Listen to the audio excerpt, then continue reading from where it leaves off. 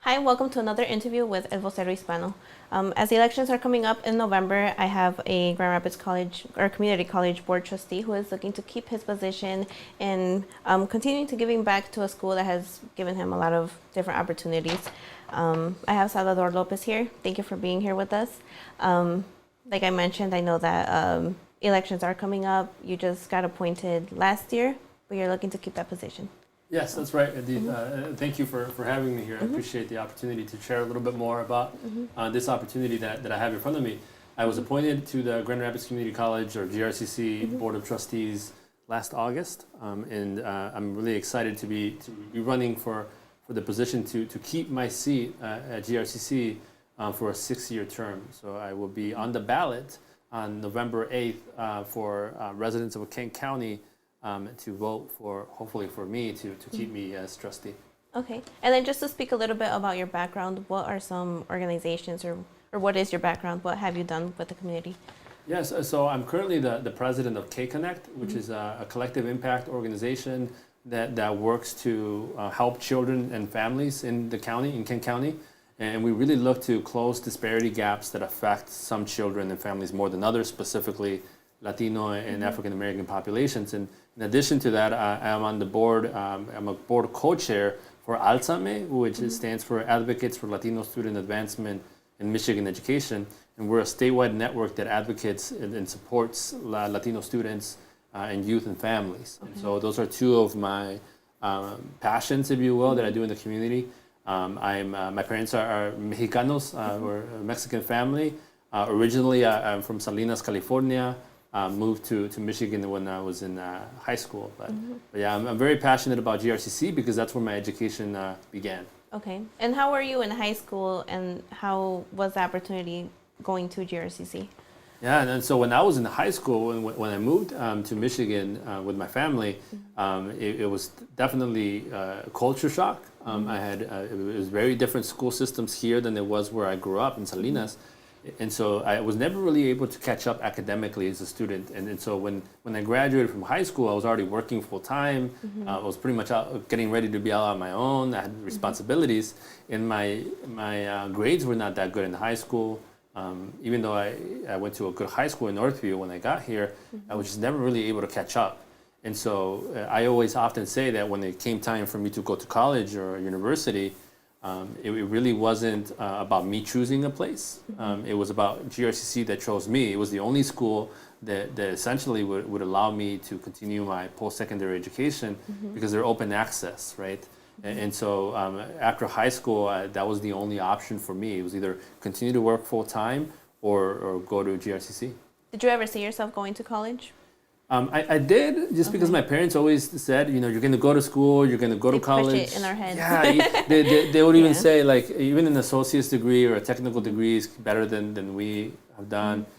We'd like for you to do that. So they always would say that, but they didn't necessarily know exactly how to get me there, right? Okay. And so there came a time where I was working at the time it was St. Mary's Hospital, now Mercy Health. I was working with physicians hanging x-rays and CAT scans, and I was doing that full time throughout high school. Actually, I was overseeing like a small team. I was supervising a team at that time. And I was like, I made it. Like I'm earning like, I don't know, $11 an hour. I'm doing this full time. I don't need to go to school. And it was one of the doctors there that said, go to the junior college, he called it. Go to the GRCC and check out what they have. And I went there, and the school had already started.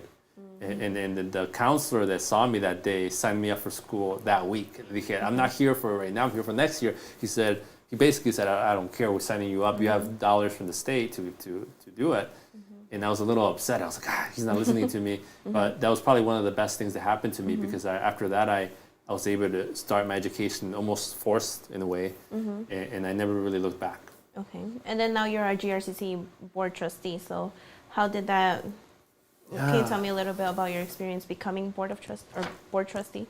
So sure. So once I was a student at GRCC, I realized after the first year that I had what it takes. I was like, I'm getting good grades. I'm doing well.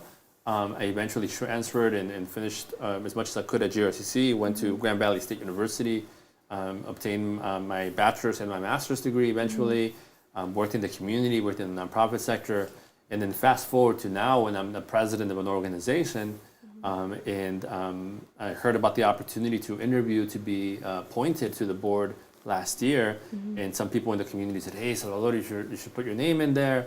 And at first I was like, I don't know, I don't know if I should do that. But after, some people told me about the benefits of being there, which is overseeing the college and also giving back to a place that gave me so much.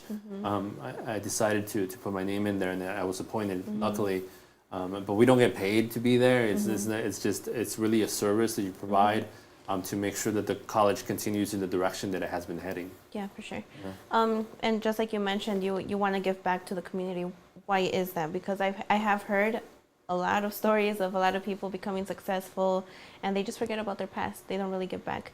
But I see that you're doing a lot of stuff, like they say, behind the scenes, and I've heard of your name, but I haven't really known of what you've done. And just knowing you now, you've done a lot. So like, why give back to the community? What has made you do that for? Well, it's all about values, right? And so for me, my family instilled in me like a core set of values, right?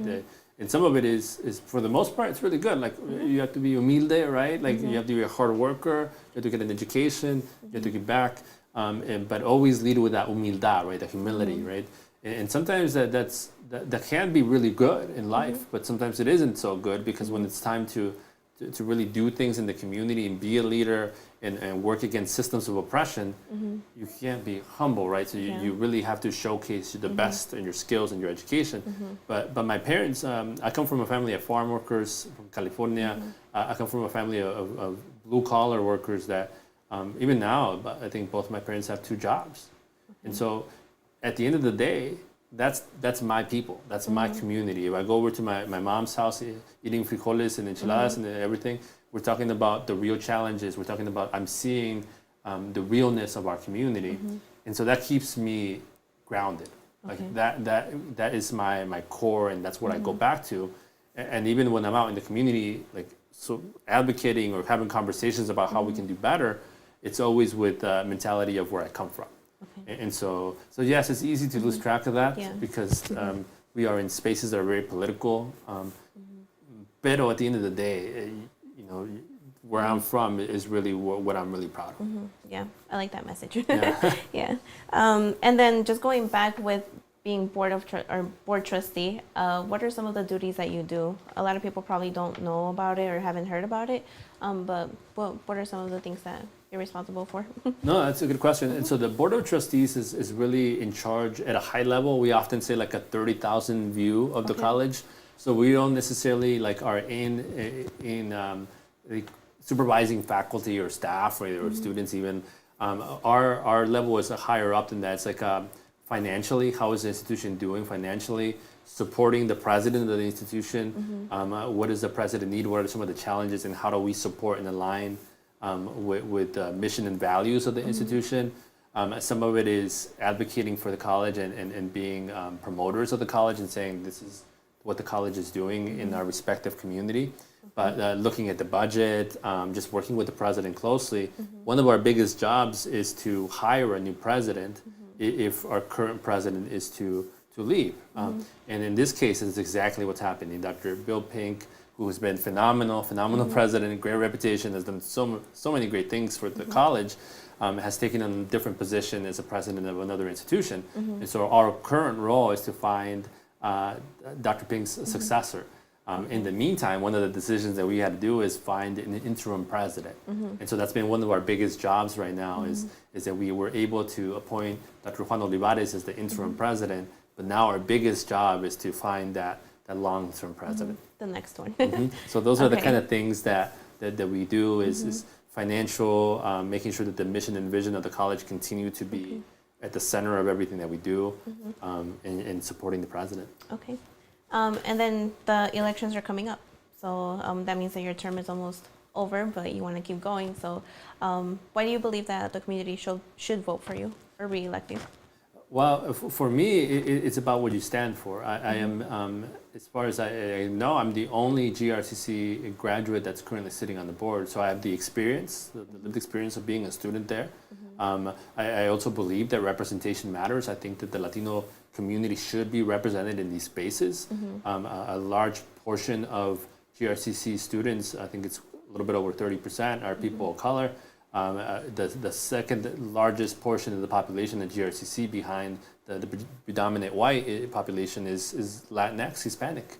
And so I believe that we should be represented by someone that believes in the core values of the institution, integrity, respect, equity, diversity, to name a few. And I strongly believe that I represent those values, and that's why I'm running to keep my seat for those reasons. And open access to me is very important, making sure that the college is always an open access institution that gives opportunities to many, many students and people from all walks of life. And making sure that we continue, though, to be an affordable college is important too. And those are reasons why I strongly believe that I'm well positioned to be there to advocate for underrepresented people. Yeah, and I agree with you. I mean, you're a Hispanic person, so having a Hispanic person in a higher position like that, I think it's extremely important. I used to be a student there. I used to go to Grand Valley, so I admire having, representation there, because that's like the voice for us. So it's a great thing. No, and I remember that I think, and maybe you had a similar experience, but I had to work full time when I was in college, right? And I remember that I was struggling to make ends due. I had a mortgage, when I was doing, it took me 7 years to graduate with my bachelor's, And so at the time, I remember that I needed a higher paying position at the hospital where I was at. And someone said, go to GRCC, you can get a certificate to be a nurse's aide that'll pay you more, and you can do that. So that was another example of GRCC, me going back there, getting a certificate, and then scaling within a hospital to get paid more to be able to continue to go to college. And so in some ways, to me, GRCC is personal. My two sisters graduated with their degrees from there. My mother took ESL, English as a Second Language courses there. I've taken obviously a lot of courses there. So this is kind of a family affair now. Like this means something to me more than just sitting behind a seat. It's representing the community and the students themselves, regardless of race, ethnicity. Like me being a student there and having that lens, I think is really helpful. For sure. And if you had a message for the community, what would you tell them? A message for the community is to, honestly, it's to get out and vote. That representation matters, and if we want to continue to keep people in positions that they can continue to impact our communities in a positive way, voting on November 8th is extremely important, regardless of who you vote for. Even if they vote for somebody else, I think it's important to make our voices heard. The Latino community is one of two populations in the state of Michigan that continues to grow, but we also have to grow in the polls. We have to grow in different spaces, and I think that is extremely important to me. Is that people continue to vote and get out there and mobilize and advocate for their communities, and so that would be my personal message. Now, obviously, if they can vote for me at the ballot, we're on like the second or third page. We're all the way at the bottom, so just keep going all the way to the bottom. That would be great. I strongly think that we have a really good board currently. We have advocates on there. I'm very proud of the people that are on there, and so I just want to continue to be a part of that. Okay. Thank you for being here. Thank you for all the work that you've done. I'm learning a lot about you today, so it's been a lot of work, hard work that you've been doing. So congratulations on that. Thank you. Appreciate you having me here. Yeah. So if you're able to vote, elections are upcoming. So November 8th, if you would like to vote for Salvador Lopez, he's right here. But you can you please tell the community where we can find more information about you, the website, contact information? Oh, great. Good point. It's so Lopez for GRCC.org is the website. So Lopez for GRCC.org. You could also find me on Facebook under Keep Trustee Lopez, or just type my name, Salvador Lopez, GRCC. It should pop up.